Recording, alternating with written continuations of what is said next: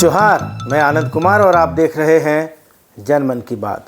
दोस्तों, चंपई दा जब से सीएम की कुर्सी से उतरे हैं थोड़े बदले बदले से दिख रहे हैं। पहले ज़्यादा नहीं बोलते थे, अपने काम से काम रखते थे। कभी पत्रकारों से आमना सामना हो गया तो गोल मोल बोल कर निकल जाते थे। पहले तो ये समझने के लिए कि चंपई दा क्या बोल रहे हैं बड़े ध्यान से सुनना पड़ता था, थोड़ा अपना दिमाग भी दौड़ाना पड़ता था, तब जाकर समझ में आता था।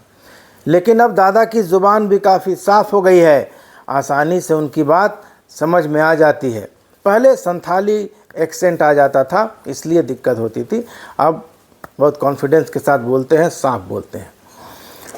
पहले चंपई दा विवादित मुद्दों पर अपनी बात रखने से बचते थे, अब आत्मविश्वास के साथ कैमरों का सामना करते हैं। अपने 5 महीने के कार्यकाल का बखान करते हुए वे कभी कभी ये संकेत भी देते हैं कि उनकी सरकार ने सबसे बढ़िया काम किया। ज़्यादा समय नहीं मिल पाने का मलाल भी जताते हैं। भाजपाई तो उनके 5 महीने के कार्यकाल की इतनी तारीफ कर चुके हैं जितनी उन्होंने अपनी सरकारों की कभी नहीं की है।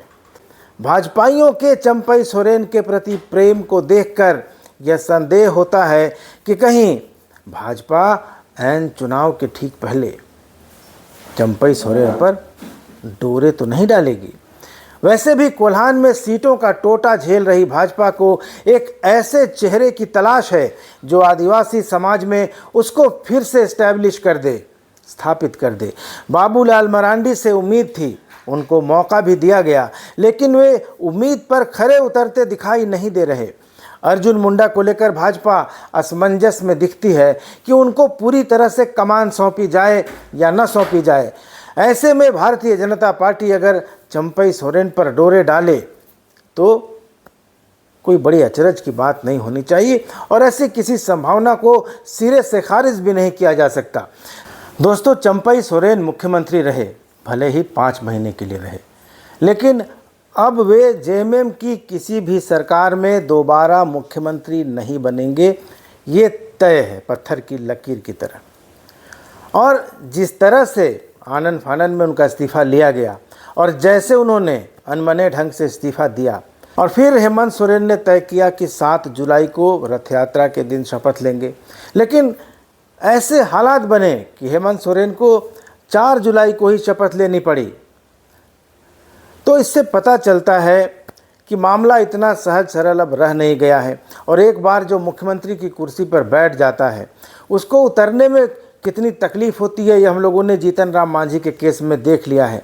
चंपई सोरेन को लेकर भी मीडिया का एक वर्ग उम्मीद लगा रहा था कि वे जीतन राम मांझी बन सकते हैं। हालांकि चंपई दा ऐसा उन्होंने कुछ किया नहीं, बिल्कुल इस्तीफ़ा उन्होंने दे दिया, भले ही भरे मन से दिया, भावुक होकर दिया। जो बैठक चल रही थी नेता चुनने के लिए, जिसमें हेमंत सोरेन को नेता चुना गया, उसमें उनकी आंखें डबडबा आई और ये सब कुछ हुआ, लेकिन इस्तीफ़ा उन्होंने दे दिया। लेकिन कहा जाता है कि चंपई दा ने मुख्यमंत्री के पद से अपना इस्तीफ़ा इसी शर्त पर दिया था कि उनको हेमंत सोरेन की सरकार में मंत्री बनाया जाएगा। यही डील हुई थी। अगर यह बात सही है तो अगर अगली सरकार भी इंडिया अलायंस की बनी और चंपई दादा चुनाव जीत भी गए तो अगली बार उनको मंत्री पद मिलेगा या नहीं, यह भी पक्का नहीं है। दूसरे, चंपई सोरेन को अपने बेटों का राजनीतिक करियर भी देखना है।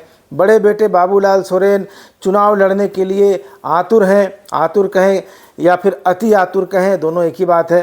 पिछली बार भी वे चुनाव लड़ने का मन बना चुके थे, बहुत डेस्परेट थे, लेकिन रोक दिया पिताजी ने। अब चंपई दा को बाबूलाल की महत्वाकांक्षा को ज़्यादा दिन तक दबा के रख पाना संभव नहीं हो पाएगा। चंपई सोरेन चाहे जितने भी वफादार हों गुरुजी के, शिबू सोरेन जी के, लेकिन यह ध्यान रखना चाहिए कि सीता सोरेन तो गुरुजी की बहू थी, उनकी परिवार की सदस्य थीं। आखिरकार उन्होंने भी तो भाजपा ज्वाइन कर ही ली।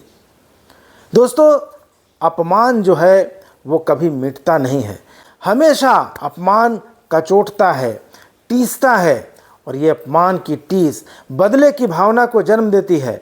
सीता सोरेन के केस में भी अपमान ही कारण था, जैसा उन्होंने खुद कहा था।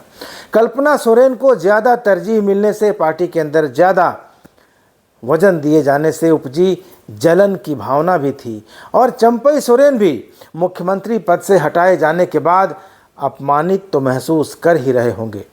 ऐसा मैं नहीं कह रहा, ऐसा मीडिया रिपोर्टों में भी कहा गया था। 3 जुलाई को चंपई सोरेन ने अपना इस्तीफा दिया। एनडीटीवी इंडिया की वेबसाइट ने लिखा, मीडिया रिपोर्ट के अनुसार चंपई सोरेन पद से हटने के फैसले को लेकर नाराज़ हैं। हालांकि सीएम चंपई की तरफ से इसे लेकर अब तक कोई आधिकारिक बयान सामने नहीं आया है। पीटीआई ने झारखंड मुक्ति मोर्चा के एक सूत्र के हवाले से बताया कि चंपई सोरेन की जगह हेमंत सोरेन को लाने का फैसला तो ले लिया गया है, लेकिन माना जा रहा है कि जेएमएम खेमे में सब कुछ ठीक नहीं है। एनडीटीवी ने लिखा है कि सूत्रों ने बताया कि जेएमएम विधायक दल की बैठक में लिए गए फैसले से चंपई सोरेन अपमानित महसूस कर रहे हैं। मुख्यमंत्री के पद से इस्तीफा देने के बाद चंपई सोरेन के मन में कसक थी और इस कसक को वे अपने क्षेत्र में पहुंचने के बाद दबा भी नहीं पाए थे, भावुक हो गए थे। दैनिक जागरण ने लिखा, 6 जून को मुख्यमंत्री के पद से इस्तीफा देने के बाद पहली बार चंपई सोरेन अपने गृह क्षेत्र सरायकेला पहुंचे। चंपई सोरेन के स्वागत में समर्थकों की भीड़ उमड़ पड़ी। कार्यकर्ताओं की भीड़ देखकर उनके चेहरे पर हल्की मुस्कान तैरी, सबका अभिवादन किया। हालांकि मन के किसी कोने में अधूरे सपनों को लेकर थोड़ी टीस होने की झलक भी दिखी। हेमंत सोरेन सरकार में मंत्री बनने के सवाल पर चंपई सोरेन ने कहा कि उन्हें पद की लालसा नहीं है, जनता के बीच रहकर जनता की सेवा करना चाहता हूं। पत्रकारों से बातचीत के दौरान उन्होंने कहा कि जीवन में काम करने वाले व्यक्ति की इच्छाएं कभी पूरी नहीं होती। थोड़ा और समय मिलता तो राज्य के विकास के लिए और भी बहुत कुछ कर पाता। उन्होंने कहा कि पार्टी और गठबंधन के निर्देश का पालन करना ही हमारा धर्म और हमारा कर्तव्य है। अपने कार्यकाल का लेखा जोखा देते हुए चंपई ने कहा कि उन्होंने सीमित समय में ही राज्य को विकास के पथ पर अग्रसर करने का भरसक प्रयास किया। पुलिस भर्ती, शिक्षक भर्ती और रोजगार से जुड़े कई महत्वपूर्ण कार्य शुरू किए गए। चंपई सोरेन ने कहा कि शिक्षक नियुक्ति के साथ साथ अन्य विभागों में भी रिक्त पदों को भरने की प्रक्रिया शुरू की गई थी। युवाओं को नियुक्ति पत्र खुद के हाथों से देने की तमन्ना थी जो अधूरी रह गई। दोस्तों, मुख्यमंत्री बनने के बाद चंपई सोरेन ने वाकई स्पीड तो तेज पकड़ी थी। किसान कर्ज माफ़ी की घोषणा, 200 यूनिट मुफ्त बिजली देने का फैसला, महिलाओं को आर्थिक सहायता और ज़रूरतमंदों को पक्का मकान देने की घोषणा यानी आबू आवास, नियुक्तियों में तेजी लाने का प्रयास और जातीय जनगणना कराने का ऐलान करके चंपई सोरेन तेजी से एक लोकप्रिय मुख्यमंत्री के तौर पर उभरने लगे थे। उनके सीएम रहते लोकसभा के चुनाव में इंडिया अलायंस को 5 सीटों पर जीत मिली थी और कहीं न कहीं चंपई सोरेन भी इस जीत के हकदार थे, क्योंकि सरकार के मुखिया वही थे। मुख्यमंत्री पद पर 5 महीने रहने के बाद चंपई सोरेन की बॉडी लैंग्वेज बदल गई है। पहले कैमरों के सामने ज़्यादा सहज नहीं दिखते थे, अब बिल्कुल कंफर्टेबल रहते हैं। विवादित मुद्दों पर भी बात रखते हैं, जबकि पहले बचने की कोशिश करते थे। अभी हाल ही में संथाल परगना में डेमोग्राफी चेंज होने और बांग्लादेशी घुसपैठ पर न्यूज़ 18 पर चंपई सोरेन ये कहते हुए दिखाई और सुनाई दिए कि यदि कहीं से बात उठ रही है तो सही या गलत उसमें थोड़ा समय लेंगे, उसके बाद इस विषय पर बोलना शुरू कर देंगे। दोस्तों, इन दिनों चंपई सोरेन काफ़ी सक्रिय हैं, सोशल मीडिया पर भी और ज़मीन पर भी। ईटीवी भारत की रिपोर्ट है कि बहुत जल्द छठे विधानसभा के लिए चुनाव होना है, लेकिन 31 जनवरी 2024 को ईडी की कार्रवाई के बाद हेमंत सोरेन के सीएम पद से इस्तीफा देने और 4 जुलाई को दोबारा सीएम पद की शपथ लेने के बावजूद 5 महीने तक सीएम रहे चंपई सोरेन फुल फॉर्म में दिखाई दे रहे हैं। वे सोशल मीडिया पर एक्टिव हैं, जन सरोकार के मसलों पर अधिकारियों को एड्रेस कर रहे हैं और इस मामले में उन्होंने मुख्यमंत्री हेमंत सोरेन को भी पीछे छोड़ दिया है। इसकी पड़ताल करने के लिए ईटीवी भारत की टीम ने दोनों नेताओं के सोशल मीडिया को खंगाला तो चौंकाने वाला नतीजा सामने आया। 2019 के चुनाव के बाद दूसरी बार सीएम बने हेमंत सोरेन जन समस्याओं से जुड़े मामलों को सोशल मीडिया के जरिए अधिकारियों को तत्परता के साथ एड्रेस करते थे, उनका समाधान करते थे। अपने आवास पर भी लोगों की समस्याएं सुनते थे, सुबह शाम मिलते थे। लेकिन अब इस काम में थोड़ी कमी आ गई है। वहीं मुख्यमंत्री की कुर्सी गंवाने के बाद भी चंपई सोरेन की सोशल मीडिया पर सक्रियता बरकरार है। बेशक चंपई सोरेन अब हेमंत सोरेन कैबिनेट में मंत्री बन गए हैं, लेकिन उनके कामकाज के तरीके में कोई बदलाव नहीं दिख रहा है। वह लोगों की समस्याओं के समाधान के लिए ताबड़तोड़ निर्देश दे रहे हैं। साथ ही बीच बीच में वे कहीं न कहीं किसी न किसी तरीके से ये बताने की कोशिश भी करते हैं कि बतौर सीएम वे कितने सक्रिय थे, चाहे वह सोशल मीडिया का मंच हो या विधानसभा हो। 8 जुलाई को हेमंत सोरेन के विश्वास मत के दिन सदन में अपनी स्पीच में चंपई सोरेन ने पक्ष और विपक्ष दोनों को आईना दिखाया था। उन्होंने कहा था कि मुझे कुछ दिनों के लिए नेतृत्व की जिम्मेदारी मिली थी। उसी दौरान 3 माह लोकसभा चुनाव में बीता। दोनों पक्ष सत्ता में रहे हैं, लेकिन प्रदेश में किसी तरह का बदलाव नहीं आया है। इसके लिए किसको दोषी बनाएंगे, किसके ऊपर आरोप लगाएंगे? किसी न किसी रूप में दोनों पक्ष को सत्ता में रहकर काम करने का मौका मिला है। 5 माह तक सत्ता चलाने का मौका मिला, लेकिन लोकतंत्र में पार्टी के निर्णय के साथ चलना पड़ता है। एक दूसरे पर लांछन लगाने से काम नहीं चलेगा। सकारात्मक विचार के साथ आगे बढ़ना चाहिए। एक दूसरे का सहयोग करके झारखंड जैसे सुंदर प्रदेश को आगे बढ़ाना है। दोस्तों, चंपई सोरेन की इस स्पीच को जिसने भी सुना हैरान रह गया। किसी को यह उम्मीद नहीं थी कि चंपई दा इस चतुराई से, इस सफाई से हेमंत सोरेन के 4 साल के कामकाज को भाजपा के कामकाज के साथ जोड़ देंगे और एक झटके में खारिज कर देंगे। सोशल मीडिया पर भी 10 जुलाई को हमार सोना झारखंड का वीडियो साझा करके उन्होंने यह बताने की कोशिश की कि उनका कार्यकाल कितना सफल रहा।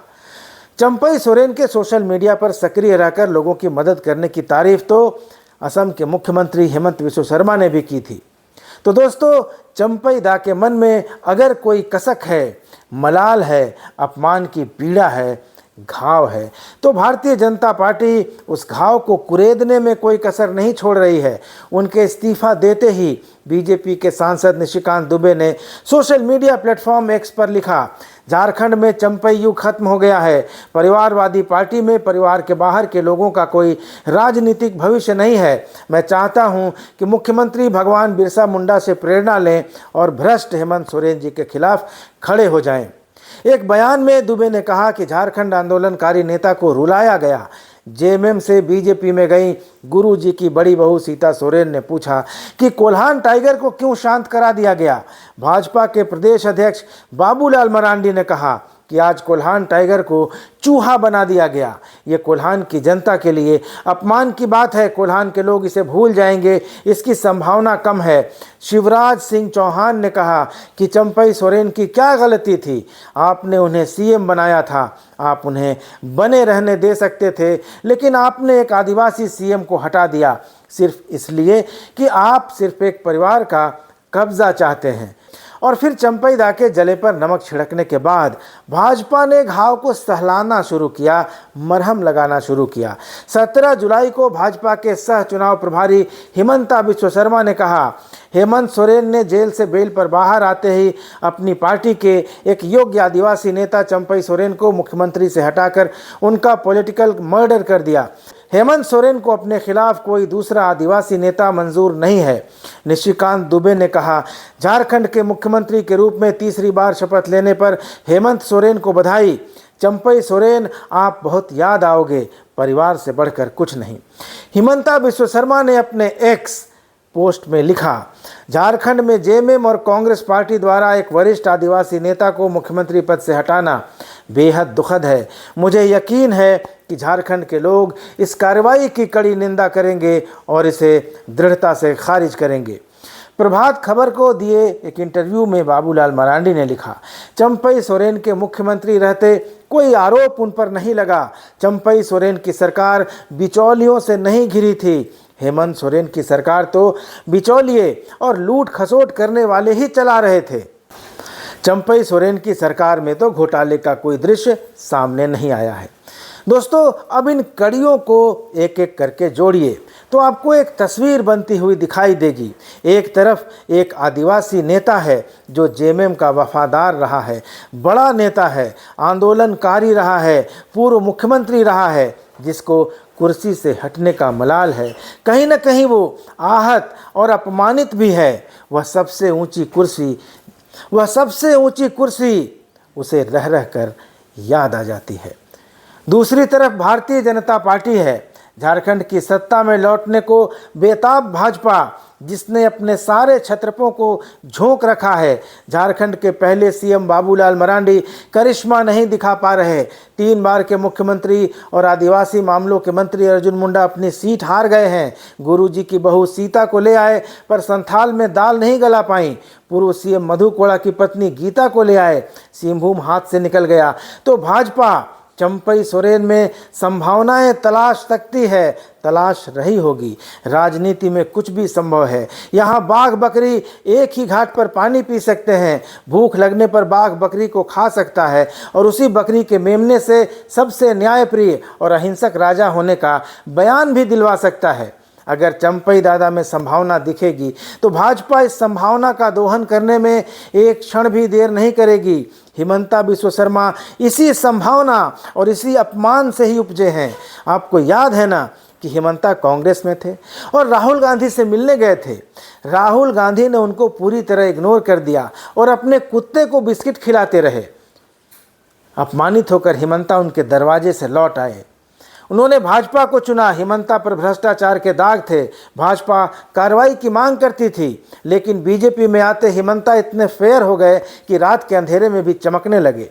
फिर असम में बीजेपी की सरकार बन गई, हिमंता मुख्यमंत्री बन गए। अब हिमंता झारखंड के सह चुनाव प्रभारी हैं। चंपई दादा की तारीफ में कसीदे पढ़ रहे हैं। क्या यह महज इत्तेफाक है? क्या चंपई दादा के लिए भाजपा में जाने के लिए हिमंता बिस्व शर्मा से कोई बड़ा उदाहरण, कोई बड़ी प्रेरणा मिल सकती है? संभावना दोस्तों 100% है, लेकिन लाख टके का सवाल है कि क्या ऐसा होगा? क्या कोई ऐसी कोशिश हो रही है? आप दोस्तों अपनी प्रतिक्रिया ज़रूर दीजिएगा। क्या मैंने जो अभी बातें कहीं, क्या उन संभावनाओं में आपको कोई दम दिखाई देता है? क्या भारतीय जनता पार्टी चंपई सोरेन पर डोरे डाल सकती है? अगर आपको लगता है तो अपनी राय ज़रूर दीजिएगा। चैनल को सब्सक्राइब ज़रूर कर लीजिएगा। अगले वीडियो में मिलेंगे, तब तक इजाज़त दीजिए। धन्यवाद, नमस्कार।